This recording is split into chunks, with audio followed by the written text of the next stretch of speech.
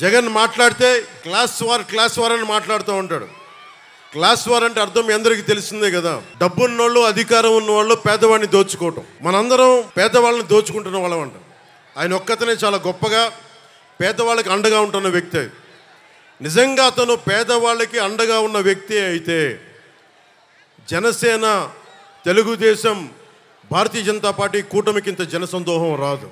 ఆ విషయం జగన్ తెలుసుకోవాలి. జగన్ వచ్చి రాగానే చేసింది 450 కోట్ల రూపాయలు మనకి సెస్ ఉంది.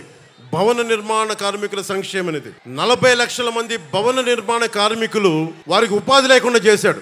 40 మంది పైగా ఆత్మహత్యలు చేసుకుని ఉన్నారు. 40 లక్షల భవన నిర్మాణ కార్మికుల 450 కోట్ల సంక్షేమ నిధిని దోచుకున్న వ్యక్తి. నిజంగా ఎవరన్నా సరే ప్రజల కోసం పాటు పడుతున్నామంటే అది జనసేన అడ్డంగా నిలబడింది ప్రజల కోసం. మీకు చెప్తున్నానమ్మా, 30,000 మంది ఆడబిడ్డలు ఆంధ్రప్రదేశ్ రాష్ట్రం నుంచి అదృశ్యం అయితే అక్కమ్మ, చెల్లెమ్మ అని చెప్పి కథలు చెప్పే జగన్ ఒక్క ప్రెస్ మీట్ కూడా పెట్టలేదు ఈ రోజు దాకా. ఏదన్నా అడిగితే నన్ను బూతులు తిట్టించడం తప్ప. ముఖ్యంగా ఇందాక చెప్తా ఉన్నట్టుగా రాగానే మీకు తెలుసు ఇసుక ఎలా దోపిడీ చేశారో. మన కొల్లిపర్ల మండలం కొత్త బొమ్మవాని పాలెంలో అర్ధరాత్రి రైతుల పొలాల నుంచి ఇసుకను దోపిడీ చేసిన ప్రభుత్వం ఇది. అలాంటి రైతాంగాన్ని దోపిడీ చేసిన వ్యక్తి క్లాస్ వార్ గురించి మాట్లాడతాడు.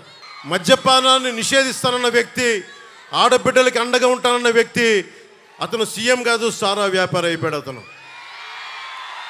సారా వ్యాపారి. 16 కంపెనీలు పెట్టి అందులో 3 కంపెనీలు తన సొంత మనుషులవే. అన్నీ వాళ్ళ ఫ్యాక్టరీల్లో కల్తీ మందులు కలిపి దానికి రకరకాల పేర్లు పెట్టి ఒక్కొక్కరు ఆరోగ్యాలు పాడైపోతూ ఉన్నాయి.